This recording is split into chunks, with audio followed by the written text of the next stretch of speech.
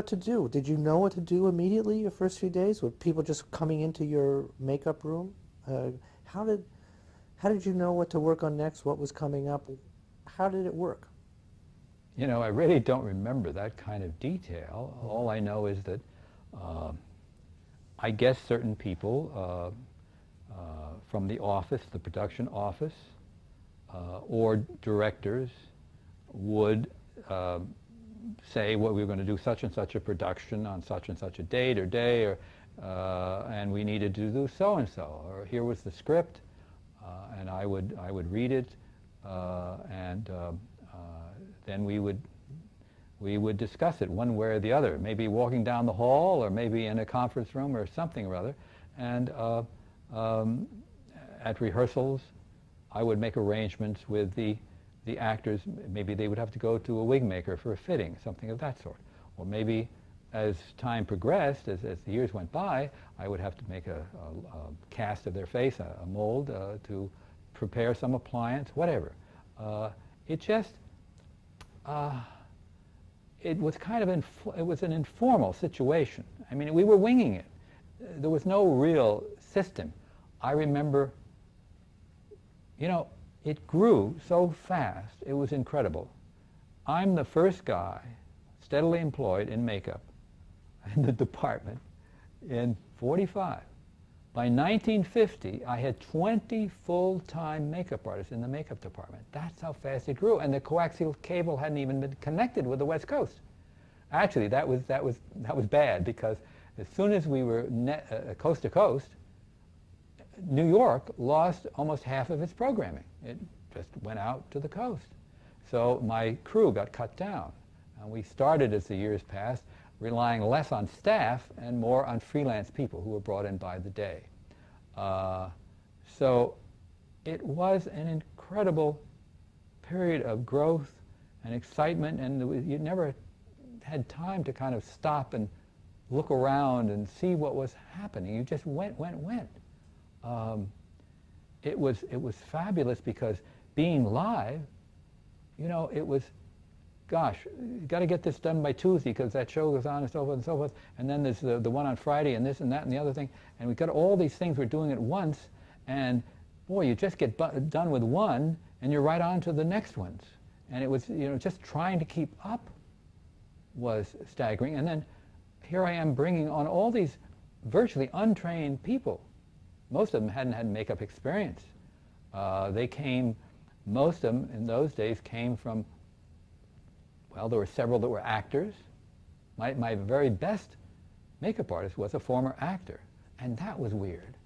I'm writing, where did I live? We lived up on, I was married then, we lived up on the west side, and I'm taking the subway down. And I love to look at faces naturally. And those were the subways that always, you were facing each other. And so I'm looking over people, and across the aisle from me is sitting this rather handsome but very kind of melancholy looking man, jet black hair, kind of swarthy, square face, saturnine looking. Anyway, I watched him very carefully. I get into my office, and I barely sit down. He walks in the door and asks me for a job. That was funny. His name was Robert Obradovich, and he was my right-hand man as long as I stayed at NBC and succeeded me. And Bob was a very talented makeup artist during his acting career. And he was, but he was, his failure was that he never completed anything. In other words, in the early days in television, he was fantastic, because everything was rough and ready. When we got into the more refined era, he wasn't up to it. He never really got into foam latex and careful sculpture and that sort of meticulous stuff, which was necessary. But it was, so here I'm going like crazy, training people, learning stuff, getting everything prepared, supervising, turning responsibility over to other people. And incidentally, I always gave, if they did a show like Obradovich, he did Robert Montgomery, generally speaking, he got the credit. I didn't get the credit, which was also funny, because I would meet people, say, at some social gathering, and someone would say, oh, Dick's a makeup artist, and they would get interested, and they asked me about it, and invariably, they would say, oh, yeah, I see on the credits, a makeup credit, somebody named Obradovich, you know, do you know who Obradovich is? Smith, they would never remember. I seriously thought of changing my name for about a year. How did you keep track of everything? So you had so many different things to do. Did you have a notebook that you keep? How did you know what was, did you have a bigger piece of Well, I had certainly a better memory in those days Right. than I do now, but I guess I did. I mean, you know, these are things that I don't remember. I forget little details. But I suppose I did, and somehow I managed.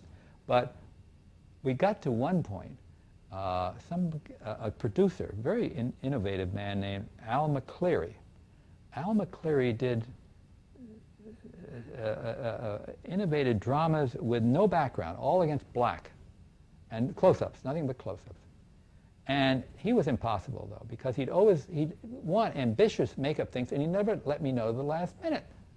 And I got really angry at him, and decided not to work overnight doing this stuff. So along comes a big job, and it involved, I think, a Lincoln makeup. I had to make a black actor look like Lincoln. Okay, very interesting. But you know, he's got to go on. I don't know what it was. Let's say it goes on Monday, and so he tells me this Thursday.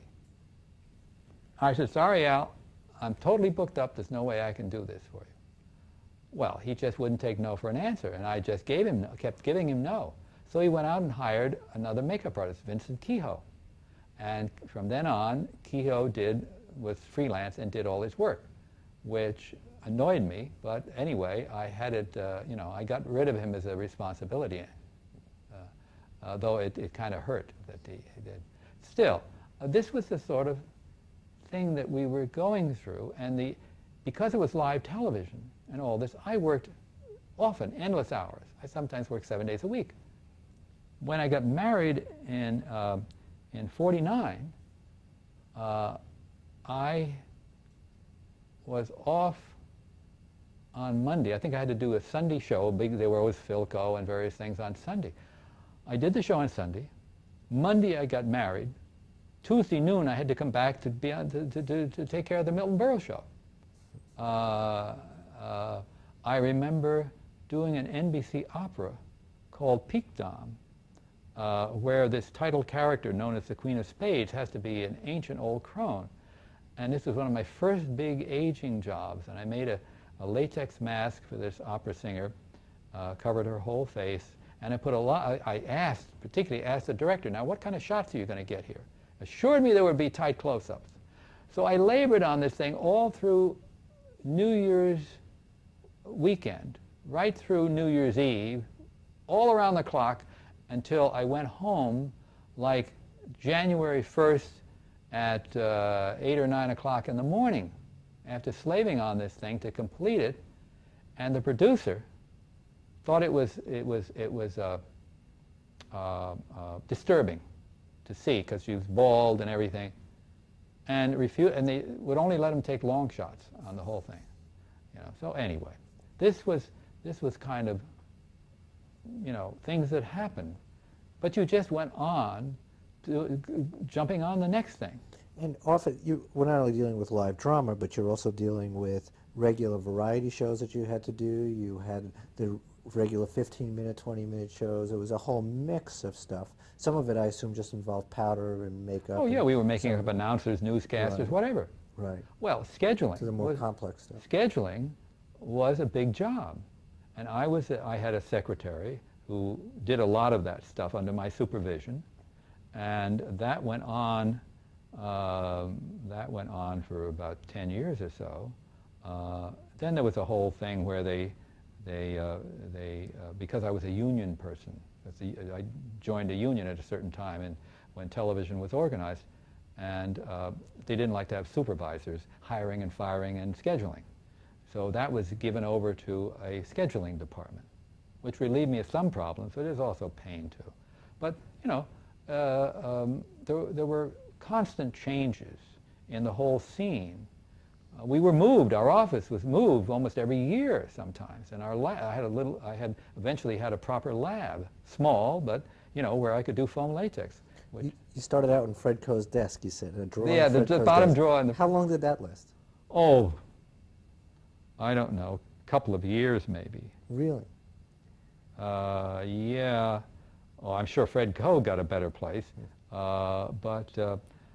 Yeah, in the early years, I did any preparation, making molds and all, I did in the little makeup room. But from the little makeup room on the 3rd floor and that small original studio, I mean, in a few years, television was spreading like mad. I mean, in the building, they were taking over, they took over a bigger studio on the 3rd floor. On the 8th floor, which is a big place, we took over 8G. That was our first really big studio. And at the end of the hall was Toscanini's 8H, which was where the NBC Symphony performed. A huge place with a balcony with seats and everything up there, like a theater. That eventually came our way. There were dressing rooms that were converted into makeup rooms on different floors for different studios. And then, of course, outside of the RCA building, up at 106th Street, there was a studio. Some of the operas were done up there originally. Then there were theaters acquired in Manhattan.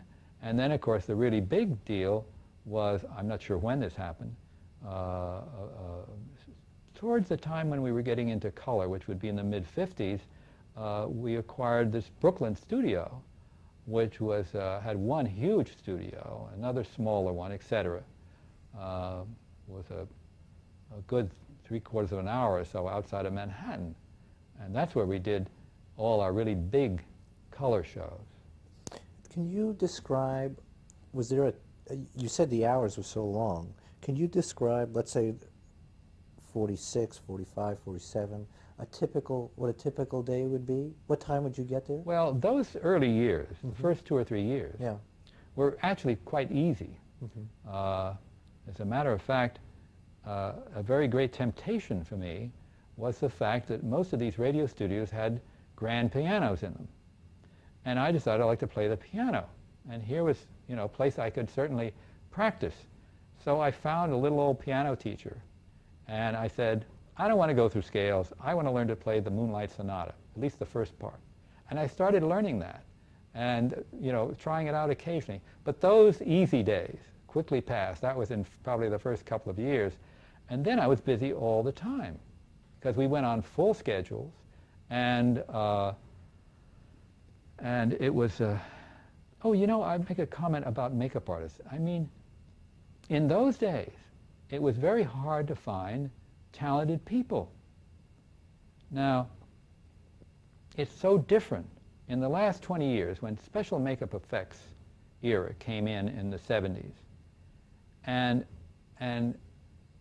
articles and information and publicity and stories and pictures and everything about the wonders of special makeup effects and films like The Exorcist and Planet of the Apes and all those things. All of that suddenly made youth conscious of the makeup profession and what an intriguing, fascinating, creative profession it was. When I got into it, I mean, except if I hadn't found that famous makeup book, I would never even thought of it. Nobody in my waspy class of youth, certainly no one else going to Yale, would ever thought of this as a profession. They'd never heard of it hardly. And this is what was my problem. The people that I hired, none of them were dedicated, young, talented artists. They were all kind of middle level. And it wasn't until really in the late 60s when I first met young Rick Baker as a teenager that I encountered someone who truly was made to be a makeup artist, who had the gift and was obvious right there. And since then, it's been a whole different ball game in that everybody knows about the wonders of makeup. And young people who formerly would have gone into some kind of art world, designer, advertising, something of that sort they would have thought would be good, challenging, and well-paying, all the talented people went into those fields. Nobody was even thought about makeup. All that's changed. you see. And you said that back in the early days there wasn't a lot of pressure on people weren't saying, oh, this is no good or whatever. Pressure was a lot of self-imposed pressure on Oh, doing yes. the best job you can. Oh, yeah, yeah. No, I was a perfectionist. But so being a perfectionist when it started to get busy meant getting to the studio at what time in the morning? Well, it might not have been terribly early because this wasn't film. This Right. was TV, and we didn't go on the air generally until till the evening. And those were where the serious things went on. Daytime stuff was, didn't bother me. I mean, I supervised, I ran the department, but someone else was off making up announcers and that sort of thing. So you didn't do Jinx and Tex or any of those people. You let somebody else do that. Yeah, sure. But were you practicing or working on Well, scripts that were 2 weeks coming Well, down the pipe? I'm sure I had a multitude of things to do. I mean, I would certainly come in and go to the office and start dealing with whatever the immediate problems were, incoming scripts, requests, schedules, scheduling makeup artists. Someone is not here. I have to tell the scheduler who to grab. Some practical problems of that kind of administrative duty would undoubtedly take place to a certain extent every day. But then I would, as quickly as I could, get to whatever creative things there were to do. And if there weren't creative things to do, I would make them. Because I never sat around twiddling my thumbs. I was always trying out something new, finding a new product or whatever, and seeing what I could do with it, as well as doing the things that had to be done in terms of preparing for a particular makeup problem or assignment on one of the dramas. Did each of the dramas have a different budget? Did you know how much money you could spend or couldn't spend? Well, that's interesting because I don't remember being conscious of budgets. I suppose I don't even remember making up a budget.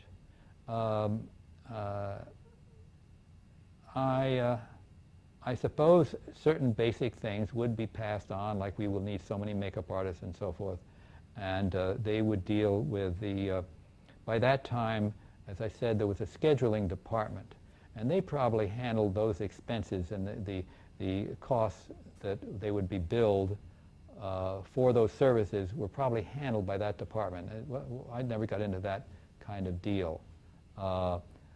In terms of things that I would specifically go to get, like to go rent wigs or order them or buy some special material, then I suppose that had to be approved by somebody. And I suppose I would run that by them and check it out. What was Fred Coe like in his earliest days? Fred was a very interesting character and kind of scary. I mean, here is a tall, thin guy with a lovely southern accent and a kind of a gentlemanly manner. But what a temper. He had a ferocious temper, which became notorious. And he would chew people out, right and left. I was blessed in the sense that I guess I always did my job, and he liked what I did. And so I never had any run-ins with him. But he could be terrifying just to be near in the control room, because I was always in the control room. Whenever there was a rehearsal, I was there to watch the monitors and also to get any notes or anything from Fred or whoever the director was. So I lived in control rooms and generally standing up in the back row or something like that. It got so years later, I bought myself a little monocular so that I could get a close-up on the monitor, which was maybe 12 feet away from me, and I could see the detail. I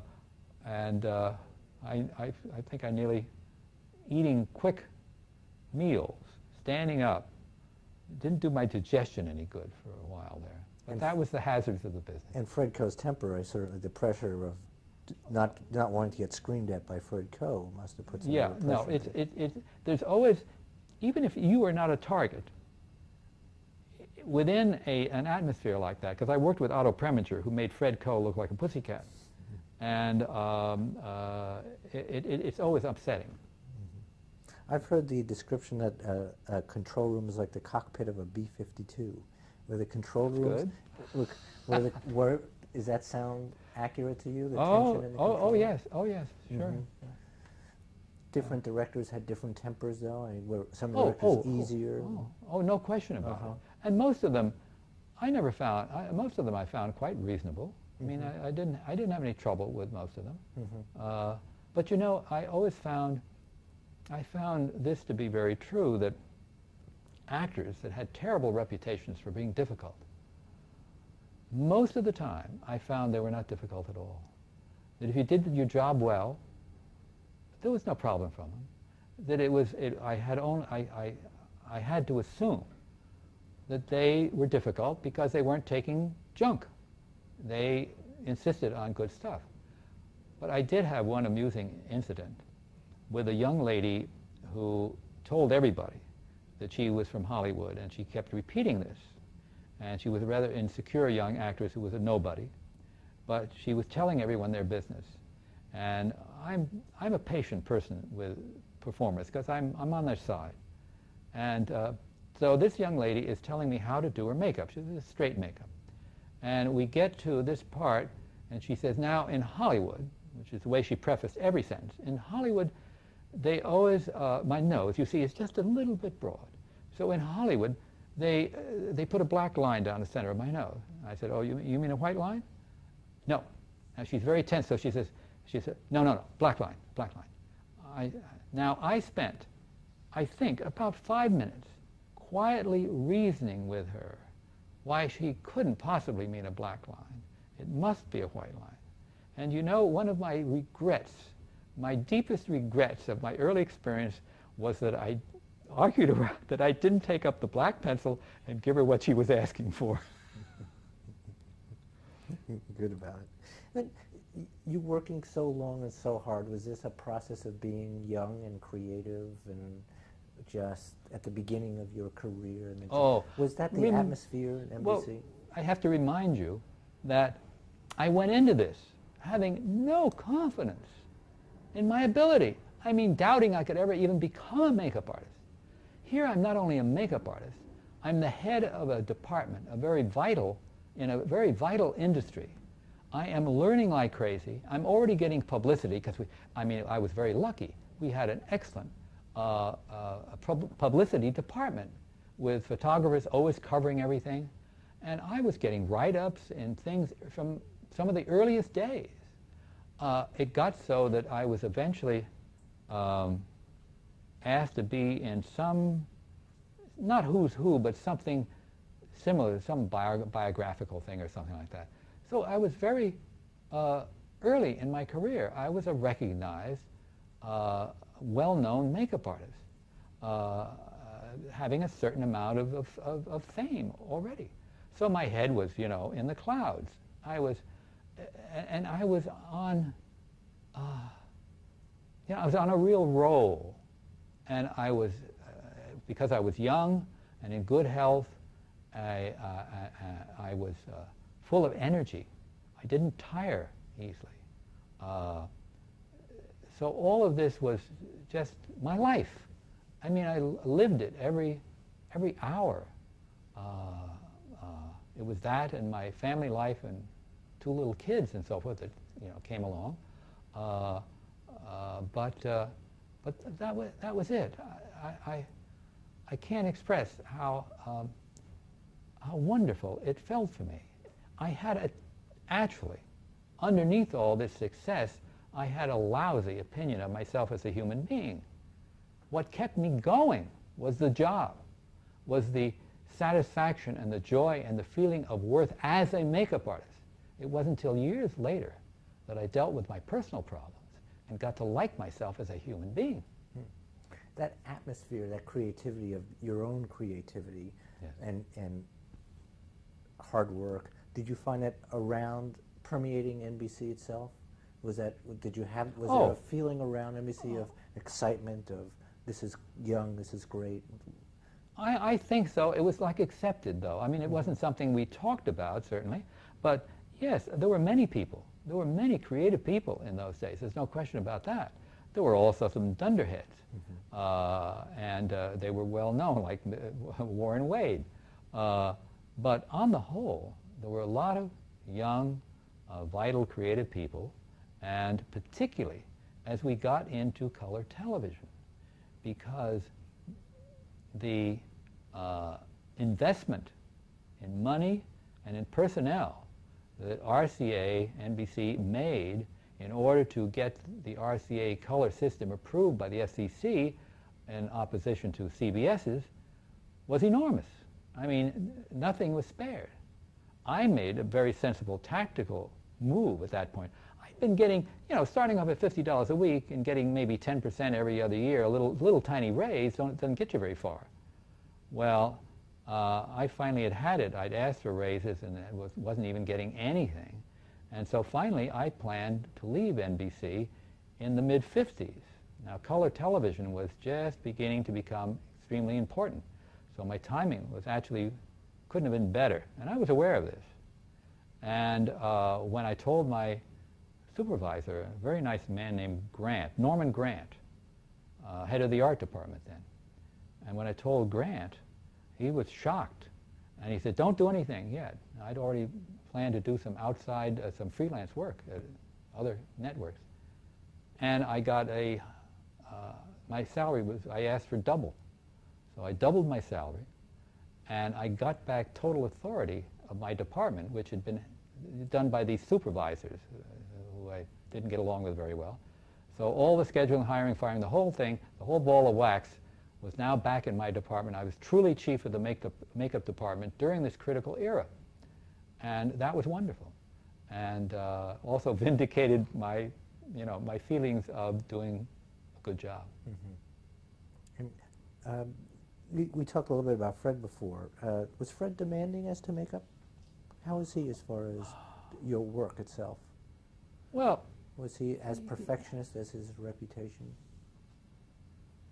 I honestly don't remember ever having him ask for something I couldn't give him. Did he ask a lot of you, though? No more than I would have thought. If I were in his position, I would ask. Mm-hmm. In other words, whatever makeup, I guess it's this way. Because I wanted to do the very best that was possible, I could be asked anything, even something that was really crazy. And my reaction would be, well, how the hell do I do that? I'll do it. I don't know now, but I'll figure out a way to do it. So I would never react as he's asking something impossible or something that's unreasonable. Oh yes, one thing. One thing, it wasn't Fred's fault.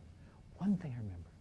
We're live television still now for, until, about 57 or something like that. We started doing taping, 57, 58. So we're having long dramas. They're getting, bigger and bigger instead of an hour, hour and a half, and so forth. Special dramas. And the writers are now feeling free to do anything at all. They're the ones that are asking the impossible. And I remember we got to one drama which was about Empress Carlotta, the wife of Maximilian, the one-time emperor of Mexico, who was overthrown and executed by the revolution led by Juarez. It was in the movie Juarez years ago, a black and white movie with Paul Muni. Okay? Let's stop right there, and we're going to pick it right up as soon as we start.